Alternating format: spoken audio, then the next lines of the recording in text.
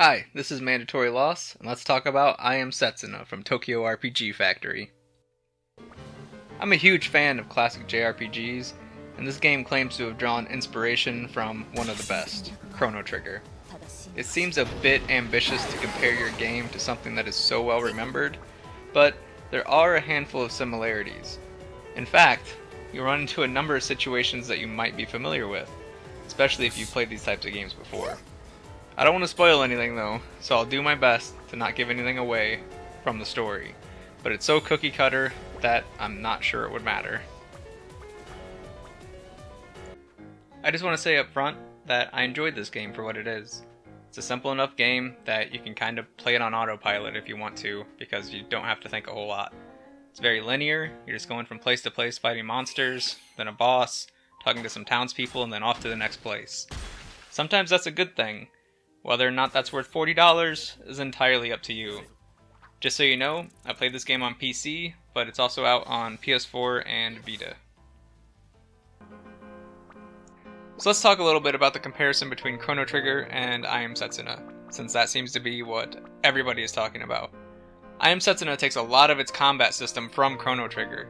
Characters have techs, and those techs can be combined with other characters to make combos.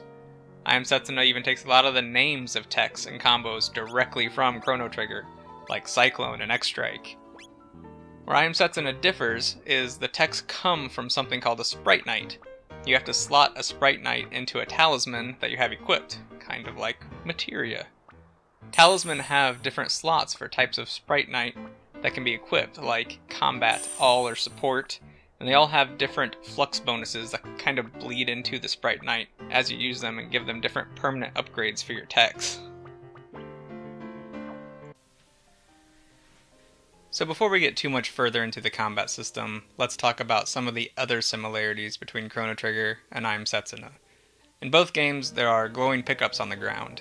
In Chrono Trigger, these are really useful items. In I Am Setsuna, they're all over the place, and they're mainly ingredients and materials for cooking. Not really that useful. Both games have a big bad guy with a big scythe. Chrono Trigger has Magus. In I Am Setsuna, you get a guy named Reaper who just shows up and attacks you every once in a while and doesn't have a whole lot else going on. Finally, there's the treasure box that you can't open until near the end of the game. In Chrono Trigger, this works great because you have incentive to revisit areas and do some end-game quests, or get them in New Game Plus. In this, I found them difficult to track down because one cave looks just like another, and it was difficult to tell them apart from memory and remember where they were. That's about it when it comes to similarities. They took the combat system, added some things, and have glowy items on the ground and a guy with a scythe.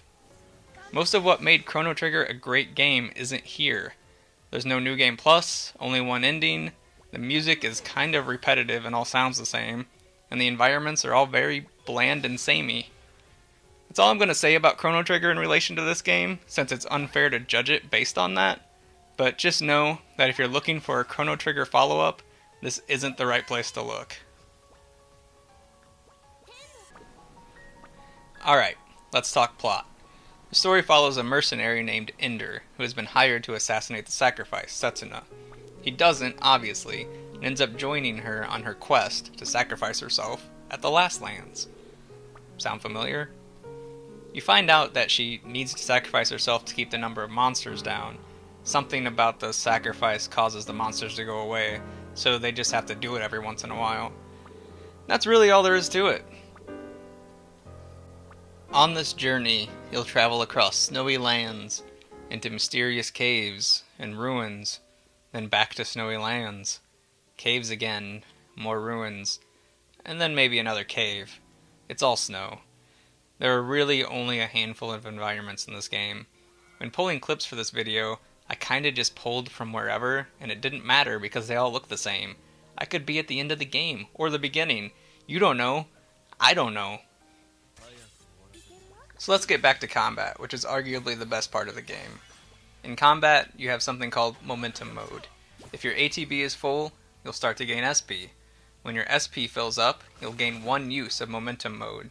You can store up to 3 uses of momentum mode in a battle. This is a timing-based mechanic, so when you use a tech or attack, you can push a button to alter your attack slightly. For regular attacks, it might add more damage, or cause an AoE to happen. For healing techs, it might cause statuses to be healed. When you use a tech in momentum mode, it also has a chance to permanently gain an ability from whatever talisman you have it attached to from the fluxes on that talisman. For example, the talisman might have ATB boost, and so if you attach that flux onto a tech, when you use that tech from now on, you'll gain slightly more ATB after its use. These can be stacked to customize your techs and make different combinations, which is kind of neat. The other thing that happens during combat is a singularity. These are instances where a random effect will happen during the battle, and I believe that using momentum mode is what causes this to happen. Honestly, it really only came up 4 or 5 times while I was playing the game, so I'm not really sure what all it can do, and it didn't play a huge role in my playthrough. It might have had a larger impact if the battles weren't over so quickly. Your characters regain all of their life and MP after they gain a level, and it doesn't really take too long to gain a level, so you can be pretty free with using expensive spells to waste through enemies. Also, as soon as you get some techs or Sprite Knight that let you regain MP, you can just power through enemies by using a 2-person combo at the start of every fight. By the end of the game, I was ending every battle in one move, and automatically regaining all of my MP upon killing enemies with Sprite Knight that I had equipped. The game is incredibly easy, except for a couple of somewhat tricky bosses near the end, and some optional monster groups that can actually one-shot you if you're not careful. That's about all there is to combat.